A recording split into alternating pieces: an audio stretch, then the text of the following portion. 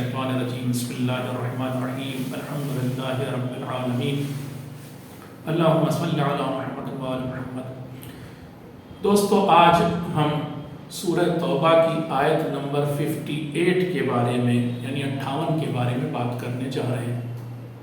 کچھ لوگوں کا کہنا ہے کہ اس آیت سے بھی آج کی اس دنیا میں نفرت اور آتنکواد پھیلتا ہے۔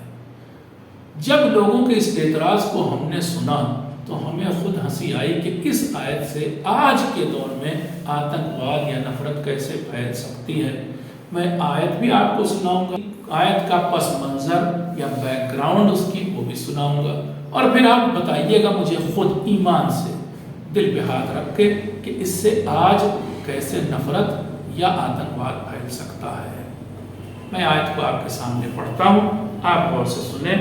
آیت اس طرح سے ہے وَمِنْهُمْ مَنْ يَلْمِزُكَ فِي الصَّدَقَاتِ فَإِنْ أُعْطُوا مِنْهَا رَضُوا وَإِنْ لَمْ يُعْطَوْا مِنْهَا إِذَا هُمْ يَسْخَطُونَ۔ اور ان لوگوں میں سے، اب کن لوگوں میں سے بھی میں ایکسپلین کروں گا، اور ان لوگوں میں سے کچھ ایسے بھی ہیں کہ جو اے محمد آپ کو طعنہ دیتے ہیں جنگ کے مال غنیمت کے بارے میں۔ ٹھیک، اگر ان لوگوں کو اس مال غنیمت میں سے کچھ دے دیا جائے تو وہ خوش ہو جائیں گے، لیکن اگر انہیں اس میں سے کچھ نہیں دیا جائے تو وہ بہت ناراض ہو جائیں گے، بڑے برہم ہو جائیں گے۔ یہ ہے اس کا ٹرانسلیشن۔ اب یہ آیت کب آئی، کس بارے میں ہے، میں آپ کو بتاتا ہوں۔ دیکھیے، شاید میں نے پہلے کسی آیت کی تفصیل میں یہ ڈسکس کیا تھا کہ سن 9 ہجری میں، 8 ہجری میں فتح مکہ ہوا، سن 9 ہجری میں سورہ توبہ کی کچھ آیتیں آئیں، اور وہ پھر سن 9 ہجری میں حضرت علی علیہ السلام نے سورہ توبہ کو جا کر کے مکے میں مشرکوں یا بت پرستوں کے مجمع میں جا کر کے انہیں سنایا تھا۔ لیکن اب میں ابھی بات کرنے جا رہا ہوں سن 8 ہجری کی۔ 8 ہجری کی سن 8 ہجری میں، یعنی حضرت محمد کو ہجرت کیے ہوئے 8واں سال ہوا تھا، اپنا وطن چھوڑ کے مدینہ گئے ہوئے 8واں سال تھا۔ اس سال حضرت محمد ایک بڑے لشکر کو نہ کہیں، بڑے گروہ کو، یا لشکر بھی کہہ لیے، کوئی پرابلم نہیں، لشکر کو لے کر کے آئے مدینے سے مکے، مگر جنگ نہیں کی۔ غور سے سنیں، مگر جنگ نہیں کی، صرف لشکر کی زیادہ ہونے سے، لشکر کی تعداد سے دشمن پر ایسا روب ڈالا، خوف ڈالا کہ جو دشمن خود ہی سرنڈر کر دیا اس نے، اور مکہ جو ہے بغیر کسی جنگ کے مسلمانوں کے قبضے میں اور کنٹرول میں آ گیا۔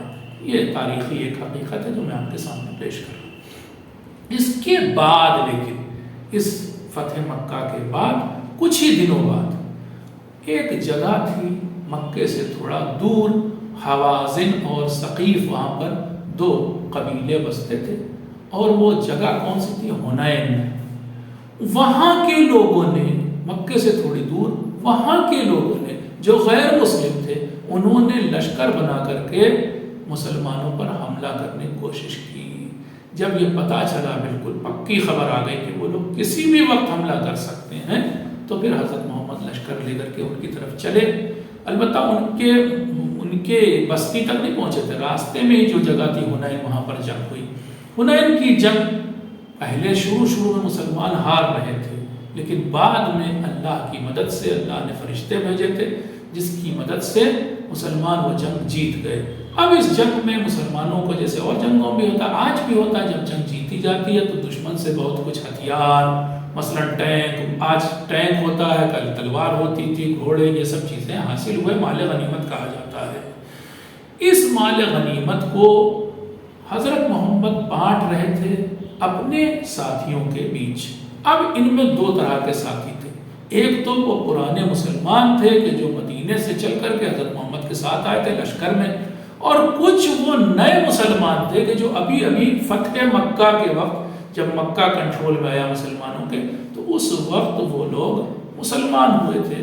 یہ جو نیولی کنورٹ تھے، یہ بیچارے بہت غریب تھے، اور ابھی ان کے پاس کوئی ساز سامان زندگی کا زیادہ نہیں تھا۔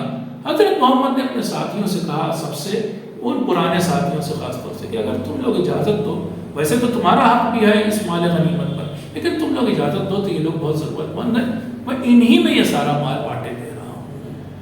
زیادہ تر لوگوں نے اپنی رضامندی دے دی، اور کہا کہ ہاں آپ چاہیے تو آپ کو اختیار ہے، آپ چاہیے تو اسے انہی لوگوں میں بانٹ دیے جو ابھی ابھی مسلمان ہوئے ہیں اور ہمارے ساتھ اس لشکر میں آئے ہیں۔ حضرت محمد انہیں دینے لگے وہ مال، اتنے میں وہ پرانے مسلمانوں میں کچھ لوگوں کو اعتراض ہو گیا، اور ان میں سے ایک شخص خاص جس کا نام تو قرآن میں نہیں آیا لیکن تاریخ میں آیا، اس کا نام تھا ذوالخویسرہ۔ اس نے اعتراض کیا، کس پر؟ حضرت محمد پر۔ اس نے کیا اعتراض کیا؟ تانا دیا۔ وہی یہ بات کہہ رہی آیت، وَمِنْهُمْ مَنْ يَلْمِزُكَ فِي الصَّدَقَاتِ، اور مسلمانوں میں کچھ ایسے ہیں جو آپ کو تانا دیتے ہیں مال غنیمت کے بارے میں۔ اگر اس مال غنیمت میں سے، اگر اس اسپوائل آف وار یا بوٹی آف وار میں سے کچھ انہیں دے دیا جائے تب تو یہ خوش ہو جائیں گے، راضی ہو جائیں گے، لیکن اگر کچھ نہ دیا گیا تو یہ بڑے ناراض ہوں گے۔ یہ آیت بتا رہی ہے، ذوالخویسرہ کی طرف اشارہ ہے اس آیت میں۔ اب کہانی یہ ہے کہ اس وقت ذوالخویسرہ نے دیکھا کہ جب مال صرف نئے مسلمانوں کو دیا جا رہا ہے، نو مسلم کو دیا جا رہا ہے، تو اس نے اعتراض کیا، اور اس وقت یہ جملہ کہا کہ آج دیکھ لیا آپ نے محمد تمہیں، اے حضرت محمد ہم نے آپ کو آج دیکھ لیا۔ کہا کیا دیکھ لیا؟ کہا ہم نے یہی دیکھا کہ آپ نے انصاف نہیں کیا۔ کہا انصاف؟ ابھی تو سب سے رضامندی لی، ابھی تو سب سے پوچھا ہے، اور اگر میں انصاف نہیں کر رہا ہوں تو پھر کون انصاف کرے گا؟ اور پھر اس وقت یہ آیت نازل ہوئی، اس آیت نے نازل ہو کر بتا دیا کہ حضرت محمد سے کہ اللہ آپ کے اس کام سے راضی ہے، آپ جو کر رہے ہیں وہ صحیح ہے۔ یہ آدمی جو تانا دے رہا ہے یہ دراصل بعد میں پتہ بھی چل گیا، بعد میں ظاہر ہوا کہ یہ دراصل منافق ہے، پاکھنڈی ہے، ہپوکریٹ ہے، یہ زبان سے مسلمان ہوا، اندر سے مسلمان نہیں ہوا، یہ فتنہ پھیلانے والا، ٹریچری پھیلانے والا، مسچیف پھیلانے والا انسان ہے۔ تو بہرحال یہ آیت کس موقع کے لیے تھی میں آپ سے پوچھتا ہوں؟ یہ آیت تو ایک خاص موقع کے لیے، ایک خاص جنگ کے بعد مال غنیمت بٹتے وقت جس شخص نے اعتراض کیا تھا اس کے بارے میں آئی ہے۔ اب اس سے آج کیسے آتنکواد پھیل سکتا ہے، اب اس سے آج کیسے نفرت پھیل سکتی، یہ خود سوچنے کا مقام ہے۔ آپ ہی بتائیے انصاف سے، کیا اس آیت سے کل اگر کسی آدمی نے حضرت محمد کو تانا دیا تھا، اور وہ بھی کس بات کا تانا کہ آپ غلط بانٹ رہے ہیں، تو اس سے آج آتنکواد یا نفرت کیسے پھیل سکتی ہے؟ میں سمجھتا ہوں میری بات آپ کے لیے واضح ہو گئی ہوگی اور آپ میرے جواب سے مطمئن ہو گئے ہوں گے۔ والسلام علیکم ورحمۃ اللہ۔